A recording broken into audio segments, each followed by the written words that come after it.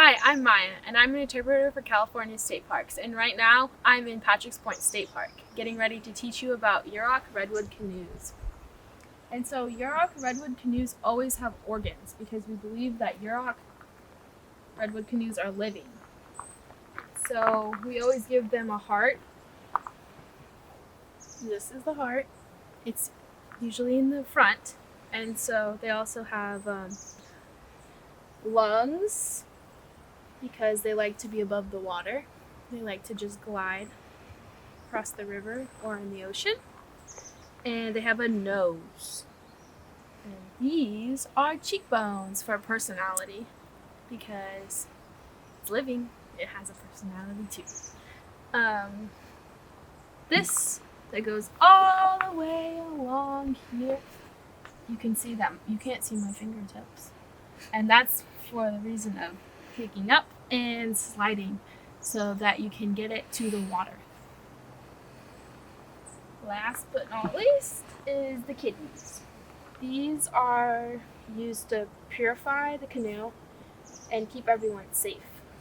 But it also has a dual purpose of putting your feet on it as you row down the river. So this person that sits here is like the motor, or like the captain of the canoe. They're super skilled and have learned how to maneuver themselves around the rocks in the river and into certain currents and things like that. So they're very skilled and they're very smart in that way of trying to maneuver the boat and make it glide across the water. And so throughout the boat, there might be 4 or 5 people in this canoe just paddling for extra power to get across the river, or just to sit. And these canoes are really heavy. So these canoes can weigh up to around 1,000 to 2,000 pounds when they're first made. And as they sit in these museums or in the sun, they lose a lot of their weight because they're full of moisture. They're always full of moisture when they're in the river. And then when they sit, they lose all that moisture and they become dry. And so maybe they weigh around 500 pounds. And so they're really heavy. And these canoes are still made and used today. So these canoes are super important to us, and that there's lots of people making canoes and know how to make canoes. And you can see kind of how they're made by the way that this canoe looks. There's chips out of this, so they chip it, but they use fire as one of their tools, and so they burn it and then they chip it and they burn it, and that's why this canoes kind of look dark, is because they're burnt. And they're very important to our culture, and they bring a lot of joy to a lot of people. Thank you for listening, and if you want more information about Sumeg Village, go to Sumeg Village Programs and the Yurok Tribe website.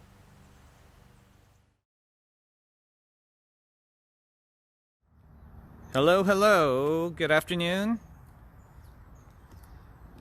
How's everyone doing today? Welcome back again for another live stream. It is 3 p.m., so you know it is that time. 3 p.m. on a Thursday means we are joined by... Me. Who are we joined by?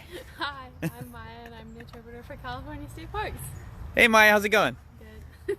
Good, awesome. Well, we just finished a couple home learning programs through the Ports Home Learning Program, did some webinars, talked to some kids from all over the state and places beyond, and now we're joined back, and we are here socially distancing as usual, but also trying to be out in these parks because a lot of people are not able to access parks right now, and that's really difficult. So we're bringing these parks to your homes, to your desktops, to your phones, wherever you're at. And today, as Thursday, it's Yurok Culture Thursday, and we are at Fort Humboldt because this is where we've got service, and hopefully one day we'll be able to get some service up in Sumeg Village as well. But Maiya, just tell us a little bit about what you do. I am based out of Patrick's Point. I do interpretation at the village of Sumeg at Patrick's Point State Park. and I talk about Yurok people, Yurok culture, personal experience that I've had, or another interpreter that works with me there has, and we just talk about like what it's like living as Yurok people today, and how things are different for us, or what we like doing. Mm-hmm. Just all kinds of questions like that people ask. You just posted a video. We posted a video on Facebook. Can you talk a little bit about the video, what it was about? So the video was about Yurok Redwood canoes, and we just talked about what they do, how they're made, what they look like, what people use them for, and just kind of like a daily life in a canoe, I guess. Mm-hmm.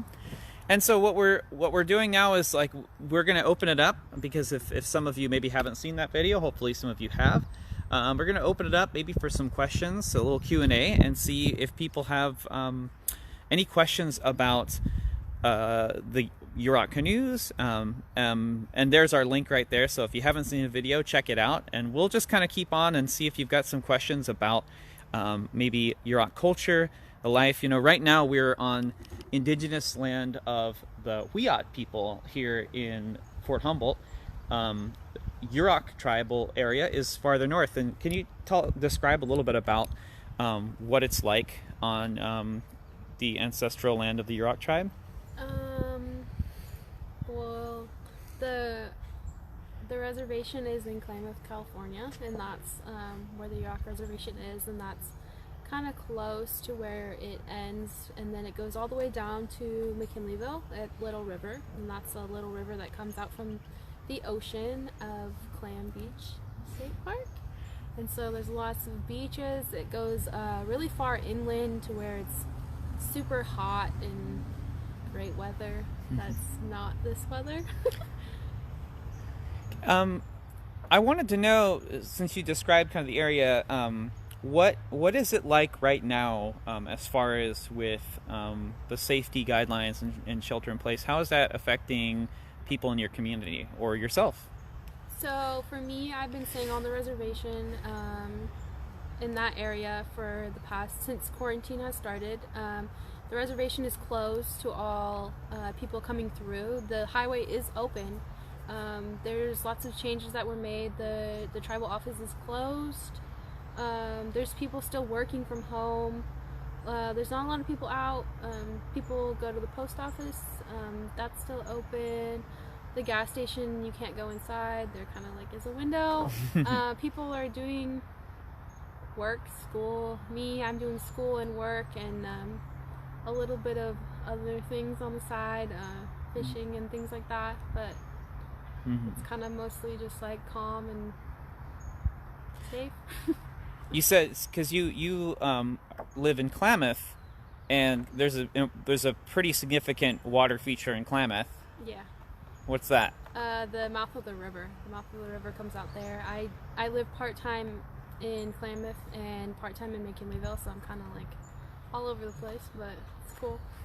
And you mentioned something in your program, in your Ports Home Learning program, about that the rivers are, you kind of compared them to something else that would be in sort of a lot of Western life. Yeah, I compared them to the rivers are our highways, so boats are our cars of that day, and so they would go up and down the coast or on the ocean and in the river, up and down, up to maybe Hoopa, down to the mouth of the river, and they'd just be transporting people, fishing, doing day-to-day things, just like we do in our cars. And I notice you have a photograph of... Right. So, I don't know how good you can see this. This is actually a picture of me last year in a redwood canoe. Let's see if I can... Oh, maybe tilt it a little bit. Yeah, there we go. Get that clear. There we go. You mentioned, how often do you get to go out on the water?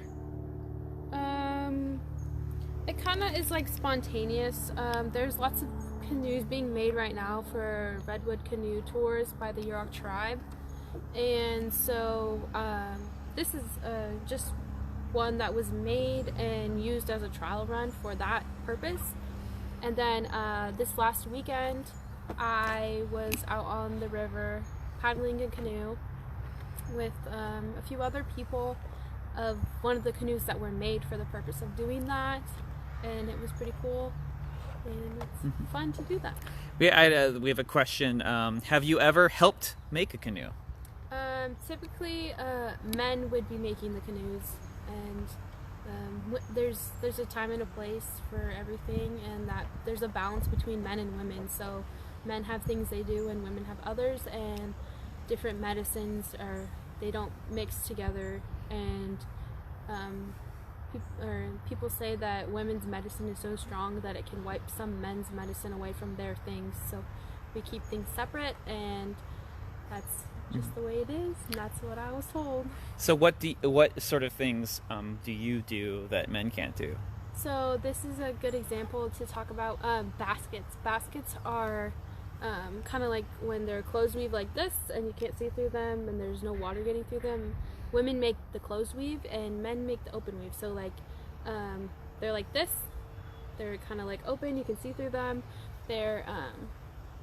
There's eel baskets, there's baby baskets, there's different type of open weave baskets, and then women make the closed weave baskets. And you mentioned eel.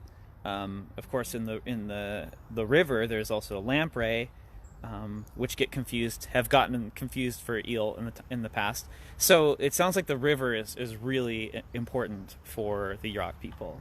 It's a big food source and also transportation. So that's like a lot of what they do. They transport people up and down the rivers, and they go fishing. They need food to feed their families, and they get fish, lamprey, different types of things that come in and out of the river.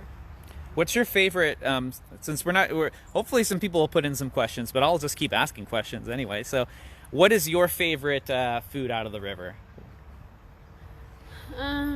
Recently, since I've been staying in Klamath, my boyfriend's family, they don't typically buy a lot of stuff out of the store. They have deer meat and eels and sturgeon and stuff like that. So right now, eels are probably my favorite right now. They're good with some saltine crackers, and they're canned and smoked, and that's awesome. Pretty prime.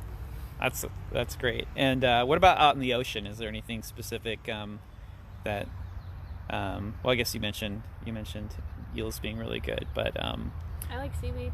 Seaweed, okay. Seaweed's pretty good. Non-animal product. Yeah, a lot of us if you like eating seaweed, or if you like eating eels, give us some hearts. What do you think about that? Give us some hearts, people. Do you like food that is from the ocean, especially the North Coast? We're talking salmon, we're talking lamprey, we're talking eel. What do you think? There's a little bit of a delay, but maybe people are just watching that video. They're probably... Oh, there's a few hearts. Okay, awesome. Well, I think with that, maybe we'll sign off here. And if you have questions, if you've watched the video, you've got more questions, hopefully you'll post those in our comments, and we'll be able to maybe respond to some of those. Again, thank you so much for participating and for just supporting us. We've gotten such great feedback from all the activities that we've been doing. It's been really heartwarming to be able to provide these for you all, and it's just made every day a little bit more meaningful when everything is a little bit up in the air and kind of crazy right now. So thanks everyone for joining us. Thank you, Maiya, also for taking your time. Bye. Bye everybody. Catch you later.